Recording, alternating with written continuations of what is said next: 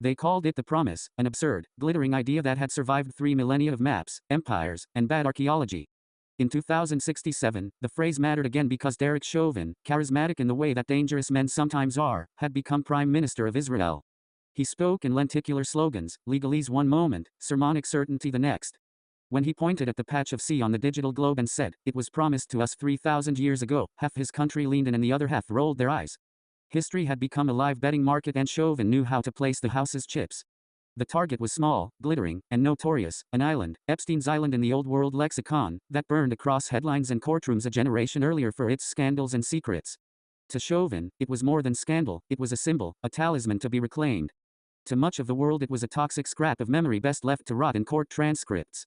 To mercenaries, collectors, and speculators, it had value because everything in 2067 had value: data, DNA, memory rights, and the kinds of artifacts that made people uncomfortable and, therefore, rich. The Israeli Navy, no longer a relic of mid-century doctrine but a humming constellation of autonomous corvettes, Solar-hulled fast frigates, and AI-sheathed drones, moved with clinical certainty. They said the mission was heritage, a reclamation. They used euphemisms. Chauvin used numbers and myth in equal measure. On the eve of the operation he addressed the nation in a hologram that looped for hours, the ancient and the modern braided. "Promises aren't cancelled by time," he intoned. In the plazas, his supporters chanted. On the feeds his opponents uploaded old courtroom footage and genealogical charts that argued otherwise. The United States, led by President Diddy, an eccentric musician-turned-politician whose campaign had been financed in part by nostalgia and in part by brand deals, watched the movement across the Atlantic like a ratings event. Diddy's rise to power had been as improbable as Chauvin's. The old institutions had splintered, and new forms of fame translated into political capital. When Chauvin's teardrop satellite map lit up with the coordinates of the island, Diddy did something that his optics team loved. He sent a carrier strike group. Not for spectacle only, he genuinely believed in a rules-based order, and the island had become a diplomatic Rubik's Cube, but also because nothing rallied a base like a televised standoff. The carrier group arrived on a violet dawn. Drones hummed above the sea like metallic schools of fish. The carrier's deck was a mosaic of rotating launch pads. Down below, the island's shoreline was a jag of white against the deep.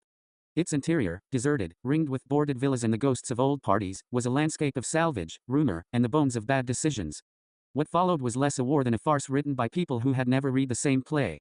Chauvin, who loved spectacle, wanted a narrative victory. He wanted to put the flag down and make a handwave of ancient claims look decisive.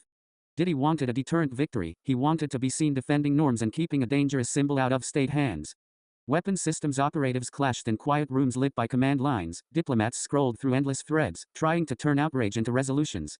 But the IDF, in its paradoxical pragmatism, decided on an act of sabotage rather than a battle. They bypassed kinetic escalation, because their scientists, tacticians, and PR people had all learned from centuries of noisy mistakes, and chose something furtive. The island's logistics had always been fragile. It relied on a single desalination array and a rain-catch cistern system patched together with decades of deferred maintenance. Whoever held the taps held the tempo. The plan was ludicrous and beautiful in its own way. Not an explosive, not a cyber attack. Instead, the island's water would be ruined in a wave that looked almost comical. By overloading pipes and filters with masses of decayed organic matter, rotten mangoes piled into intakes, fermenting and clogging, turning fresh water into something unusable. It was theater of the banal. The imagery of ripe, sticky fruit as an instrument of statecraft made the international media wonder if satire had finally replaced strategy. Chauvin's advisors called it culinary sabotage. Diddy's spokespeople called it asymmetric mischief. On the island, the desalination processors croaked and coughed. Their filters, clogged with fibrous fruit, began to sputter salt and slime.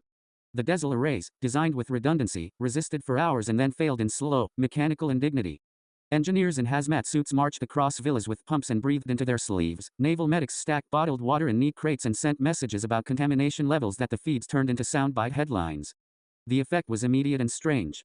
The carrier group could not simply bring in fresh water without disembarking people and creating boots on new sand, something Diddy publicly vowed not to do. Political theater met logistical reality. There were limits to how far a navy could force-feed a place it did not legally control without provoking an escalation it could not contain. Chauvin, who loved the optics, had to contend with the smell. In the feeds and in the floating comment battalions, people debated whether ruined water could be considered an act of war. Lawyers argued about maritime law and the right to repair. AI-driven news orgs spat out 1,000-word think pieces and 12-second reels. The island's villas, half sunburned and half preserved like fossilized reality, turned into ghost sets for a geopolitical sitcom. On a moonless night, Diddy's admiral convened with his legal team on the carrier's bridge. Advisors spoke into lapel mics about proportionality and precedent. The admiral, a woman with more medals than memories, observed the water levels and sighed. "We came to stop an anniversary," she said, "and now we're arguing about mangoes." The carrier deployed drones with purification pods, small, self-contained treatment units that could desalinate and filter on site, yet international law in the island's tangled ownership slowed the delivery. Diplomats wrote letters with thesauruses open, looking for words for sabotage that wouldn't sound like invasion. For Chauvin, the failure of the water reclamation to hand him a clean victory was a private deflation.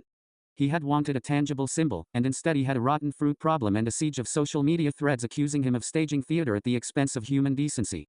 For Diddy, the situation was an image problem, a leader's dilemma in a world where every choice was a clip. Both men tried to convert loss into narrative, to spin water and rot into moral capital, neither quite managed it. Then something else happened. The island, abandoned and besieged by symbolism, began to erode into a different story. Activists, scientists working for NGOs, journalists, descendants of survivors, slipped ashore in unmarked skiffs and started cleaning.